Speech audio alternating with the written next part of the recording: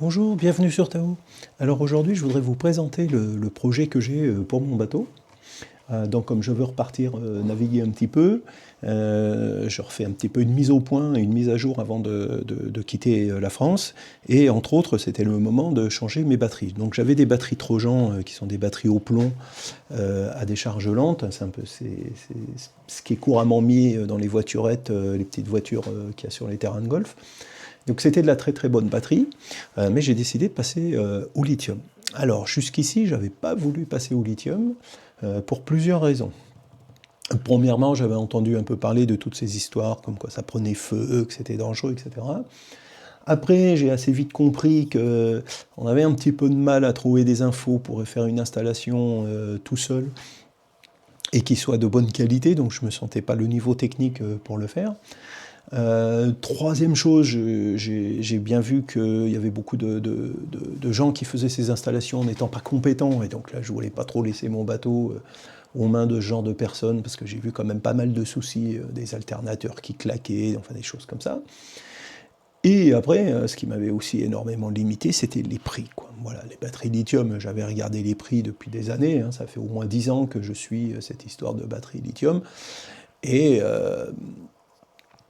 j'ai trouvé que c'était quand même très très très cher, quoi. Voilà. Or là, j'ai rencontré quelqu'un aux Antilles qui s'appelle Jean, qui a une chaîne YouTube Colibri, et qui propose des services pour accompagner des personnes exactement comme moi qui veulent passer vers du lithium ou qui veulent améliorer leur installation lithium. Et donc il fait de l'ingénierie là-dedans, il fait des tests, il fait des recherches, et il propose des solutions. Et donc, du coup, c'est le sponsor aussi de cette vidéo. Donc, je vais vous montrer, ça c'est sa chaîne YouTube, donc Colibri Consulting, Colibri. Donc moi, je me suis servi des vidéos que l'on voit ici, là, pour déjà, parce que bon, le deal entre nous deux, c'était que je sois capable de comprendre et d'installer moi-même.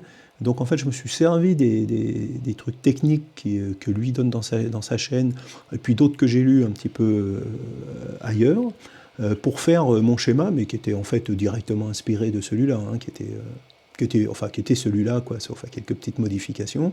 Et lui, il me corrige et il me conseille, quoi. Voilà, c'est comme ça qu'on fonctionne entre nous deux, quoi. Alors, après, il m'a demandé aussi de vous faire partager ce lien, donc je mettrai...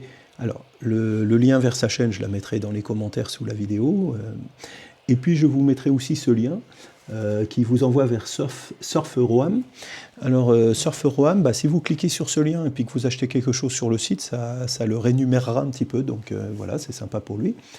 Et c'est un site qui propose une solution simple à la connectique téléphone quand vous voyagez. Donc quand vous voyagez, vous arrivez avec votre bateau, vous arrivez, je ne sais pas, X pays, et puis bah, votre téléphone que vous avez quand vous êtes parti de France, que vous avez gardé, si vous le branchez, que vous l'utilisez, ça va vous coûter une blinde. Et bah, eux, ils vous proposent des cartes SIM ou virtuelles ou des cartes SIM physiques que vous allez pouvoir installer dans votre téléphone et qui va vous donner des tarifs, en tout cas des tarifs que vous connaissez d'avance et qui sont bien meilleurs que ce que va vous proposer votre opérateur national, quoi. Voilà, assez utile quand même sur les bateaux parce que de nos jours, il y a de plus en plus de pays où dès que vous arrivez, il faut téléphoner ou il faut faire, par exemple les États-Unis, il faut faire la clairance avec votre téléphone via une application, donc il vous faut Internet, et théoriquement, vous n'avez pas le droit de débarquer tant que vous n'avez pas fait ce côté administratif, donc vous ne pouvez pas aller acheter une carte SIM locale. Voilà. Ok, on va continuer la vidéo. Donc, moi, j'avais des batteries donc au plan Trojan, donc je vais vous les montrer. Voilà, non, pas celle-là, celle-là. Donc, ça me coûtait, entre guillemets, tous les 6 ans, 400 € de batterie, quoi. Voilà. Et donc là, j'ai décidé de passer au lithium. Et grâce à Jean, j'ai trouvé, entre guillemets, un plan qui me permet d'acheter des batteries vraiment pas chères. Donc ça, je vais vous l'expliquer vers la fin de la vidéo. Alors, vite fait, les avantages qu'il y a, mais vraiment rapidement, si ça vous intéresse plus, on refera des vidéos, je pourrais refaire des vidéos pour bien vous expliquer tout ça techniquement, mais chaque sujet mériterait une vidéo à part. Donc assez rapidement, les batteries lithium, l'avantage, c'est qu'elles prennent la charge de façon beaucoup plus efficace par rapport à des batteries au plomb. Malgré qu'il y a beaucoup d'erreurs que l'on peut lire un peu partout, Mais sans contestation, c'est plus efficace que les batteries au plomb. Pas tout à fait aussi magique que ce que certains veulent raconter. On a la possibilité aussi de les décharger de façon plus intense. Enfin, on peut plus utiliser d'ampères. On peut les décharger jusqu'à 30% pour certaines batteries, voire 100% pour certaines autres batteries lithium. Alors là aussi, il y a pas mal d'erreurs, parce qu'en fait, il faut bien regarder les spécificités de vos batteries. Quand on dit batterie lithium, en fait, c'est quelque chose de commun, et il y a plein de différents types de batteries derrière, et donc elles n'ont pas les mêmes caractéristiques. Donc en tout cas, ce qui est le plus connu, c'est les LiFePod 4, et là, c'est 30%, et puis il y a des lithium titane, et là, on pourrait aller à 100% de décharge. Alors après, donc ça c'est quand même les gros avantages que l'on a. On va les recharger plus vite et on a plus d'autonomie puisqu'on peut les décharger de façon plus conséquente qu'une batterie au plomb. Après, il y a quand même quelques petits inconvénients. Inconvénient, c'est que avant, quand vous avez, par exemple sur Tao, j'avais une installation plomb, j'avais ma batterie plomb, j'avais mes coupes batteries, j'avais mon tableau électrique avec mes différents fusibles, et puis hop, ça partait dans le bateau. Et puis la charge, j'avais mes panneaux solaires, j'avais un régulateur solaire, et puis ça allait dans la batterie, terminé, quoi. Alors les batteries lithium, c'est pas du tout ça. Il va vous falloir installer plusieurs appareils électroniques qui coûtent très très cher. Moi, dans mon cas, ça va me coûter bien plus cher l'installation électrique et ces appareils électroniques que les batteries lithium. Parce que la batterie lithium, il faut la gérer, il ne faut pas faire n'importe quoi. Et pour la gérer, vous avez besoin de ces trucs électroniques. De plus, souvent, dans les bateaux, comme Tao, j'ai plusieurs circuits de charge.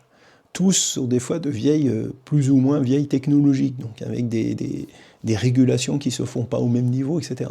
Voire des appareils qui n'ont carrément pas la fonction batterie lithium, quoi. Donc là, on va adapter avec Jean pour pouvoir pas tout changer. Et donc c'est pour ça que ça aussi, ça coûte de l'argent. Alors, entre autres, ça c'est un inconvénient.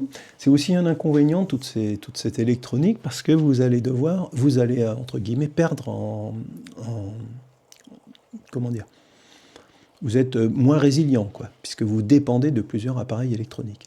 Donc Jean, il fait extrêmement attention dans l'installation de procurer de la résilience. Donc il y a certaines choses qu'on a doublées, c'est un coût.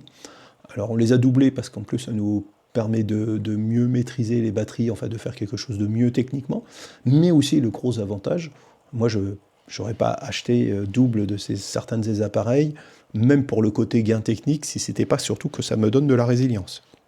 Voilà, puisque j'en ai deux, s'il y en a peu de chance qu'il y en ait que les deux ils claquent, donc si j'en ai un qui claque, bon, l'autre va continuer à fonctionner, mon installation va fonctionner. De façon moins efficace, mais elle va fonctionner. Et donc ça, c'est important de penser à ça. Il y a entre autres surtout un appareil qui est ultra important et qui n'existe pas, enfin, qui n'a pas son équivalent pour les bateaux plomb, c'est ce BMS. Alors, je sais qu'il y a des appareils pour les bateaux, les batteries plomb qui s'appellent des BMS, mais ça n'a strictement rien à voir avec ça, quoi. Ça, c'est directement à brancher sur la batterie. Il n'y a rien entre ça et la batterie. Et ça, c'est ce qui gère la batterie lithium. Et c'est absolument nécessaire. Si vous n'avez pas ça, si vous essayez de vous servir d'une batterie lithium sans ça, c'est attention, danger, quoi. Donc là, c'est un 300 ampères, donc le négatif de la batterie est là. Il y a des fils électriques ici qui se branchent et qui vont aller à chaque élément pour gérer, etc. Voilà, donc il y a des sondes de température, voilà. Et ça, vous ne pouvez pas vous en passer. Donc moi, du coup, j'en ai acheté deux, quoi. Voilà, donc, et c'est là, je reviens de ce que je disais au début, c'est que là qu'il faut trouver quelqu'un de compétent, parce qu'il va falloir faire travailler tout ça ensemble, et il va falloir être cohérent, quoi. Alors, maintenant, parlons du risque d'incendie. Oui, donc il y a eu beaucoup de choses publiées sur le net ou en forme de vidéos, etc., expliquant que les batteries lithium étaient extrêmement dangereuses et que ça, vous risquez de prendre feu, quoi. Alors, il y a certaines batteries lithium, oui, qu'il ne faut pas prendre. Parce qu'en fait, comme je vous l'ai dit, dans les batteries lithium, ça comprend énormément de choses. Et voilà, il faut savoir de quoi on parle. Donc oui, il y a des batteries lithium qui sont extrêmement instables, etc., mais ce n'est pas ce qu'on installe sur un bateau, quoi. Donc, ce qu'on installe généralement sur un bateau, c'est des LiFePod 4. Les LiFePod 4, intrinsèquement, elles ne prennent pas feu plus facilement qu'une batterie au plomb classique. Parce que les batteries au plomb classiques, vous pouvez avoir des gros problèmes. Moi, j'ai failli un jour foutre le feu dans un bateau avec ça, quoi. Mais, ce qu'il y a vraiment un gros mais, c'est que si votre batterie LifePod 4 elle prend feu, vous n'avez aucun moyen d'arrêter l'incendie. Parce que les extincteurs que nous avons actuellement dans les bateaux ne fonctionnent pas sur ce type de batterie.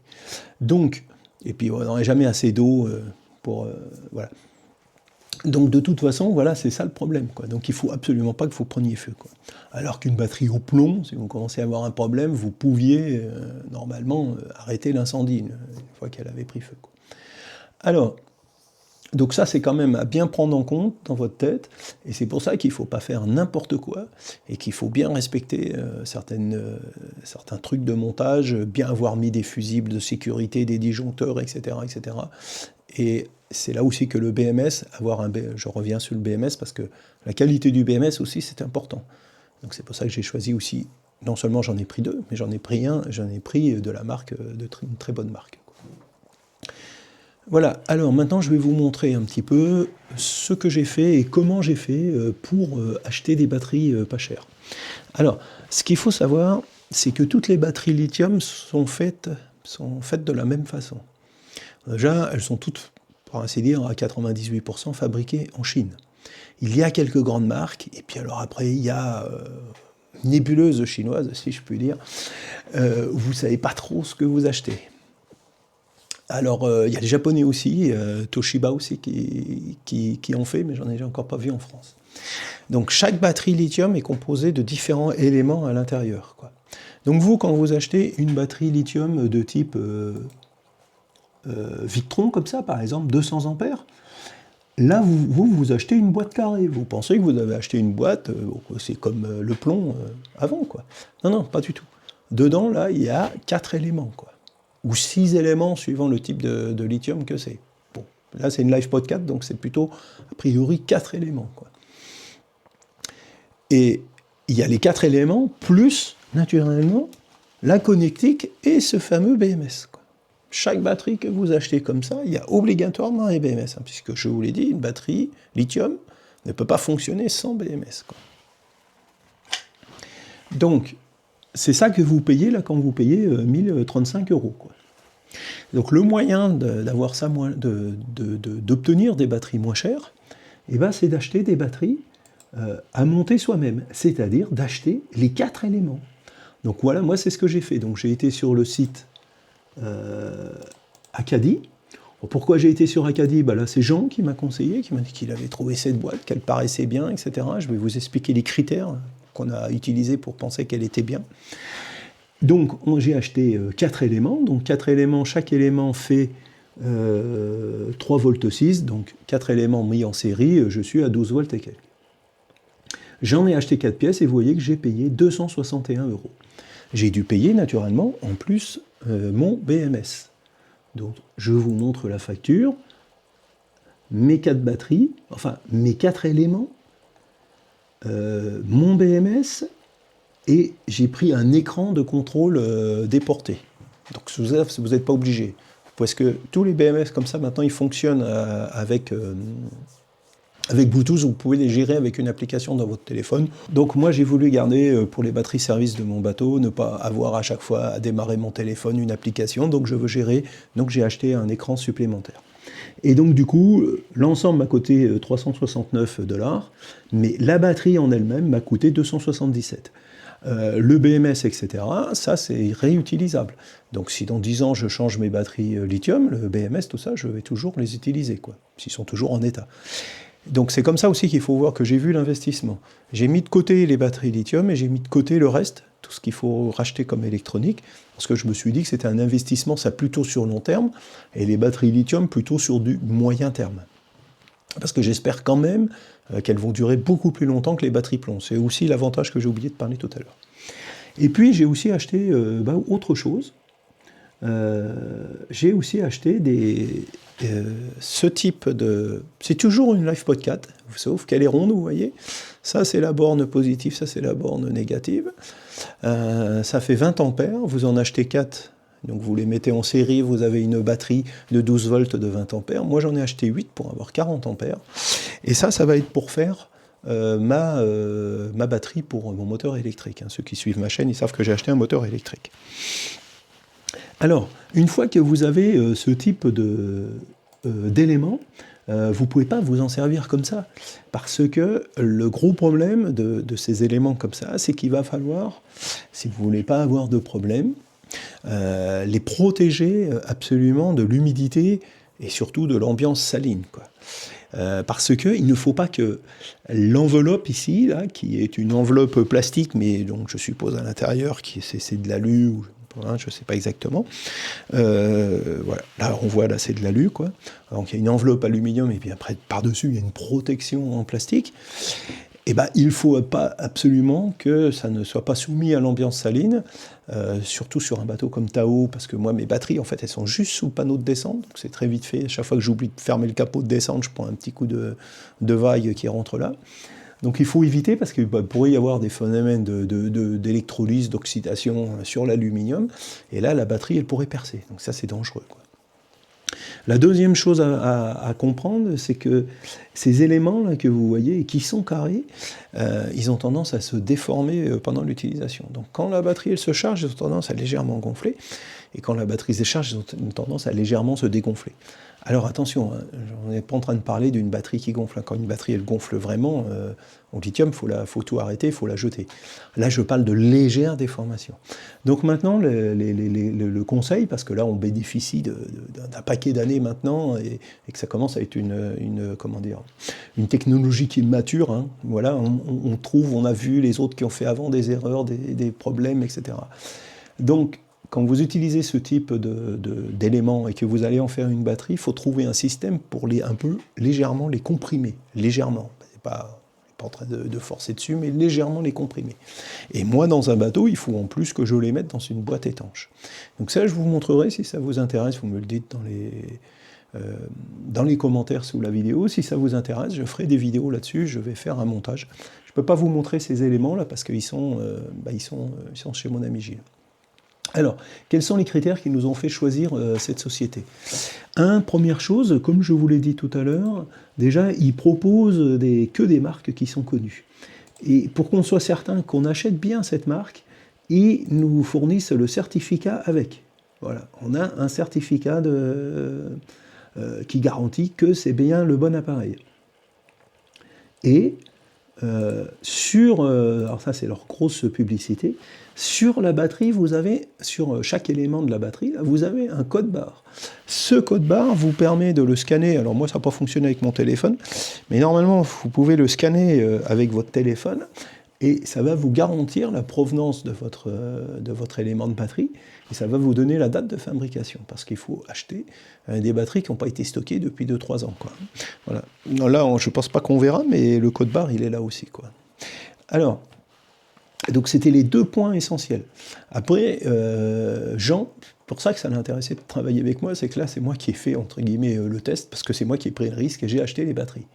Et puis, je lui ai dit, elles sont bien arrivées, le plastique est de bonne qualité, c'est bien emballé, etc. J'ai testé les batteries avec un voltmètre. Moi, mes 4 éléments avaient exactement le même voltage à 3 chiffres après la virgule. Donc, je lui ai dit, c'est nickel pour l'instant, il n'y a rien à dire, quoi. Voilà, la qualité est là, c'est conforme, j'ai le certificat de garantie et j'ai le code barre, etc. Voilà un peu ce qu'il faut faire attention. Voilà. Donc, si vous ne voulez pas avoir de problème en faisant des montages de batteries comme ça, il faut choisir des batteries où vous êtes certain de la provenance et de la marque, quoi. Voilà.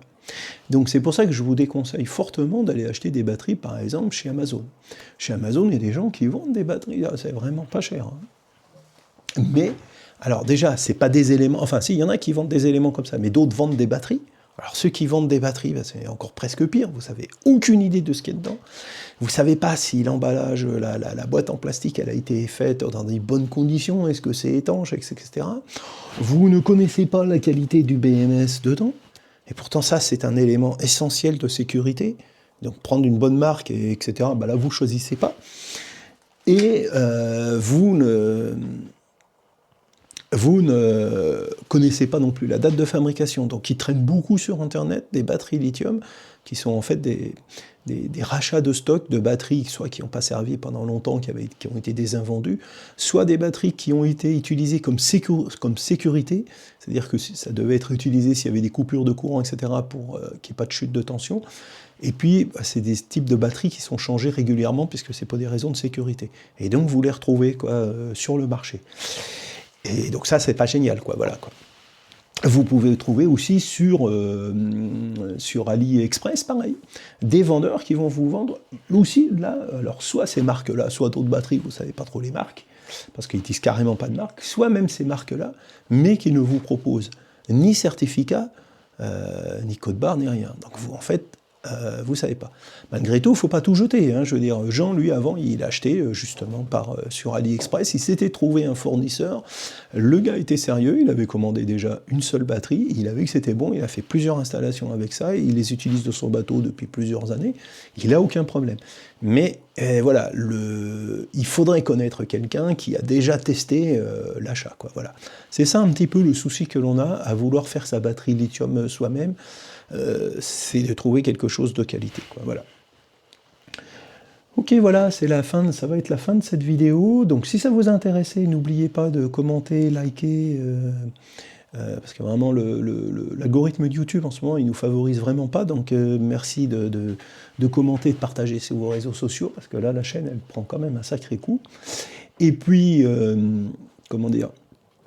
Et puis si ça vous intéresse, dites-le, et je vous montrerai comment je fais faire le montage de ça. Alors celle-là, l'avantage, elles n'ont pas besoin d'être comprimées, elles résistent bien à la déformation comme c'est cylindrique.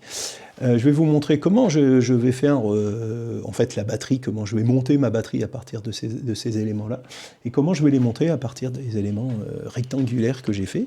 Et puis je vous montrerai aussi l'installation électrique et les différents avantages, si ça intéresse suffisamment de personnes. Voilà, c'est la fin de cette vidéo. Be safe, au revoir.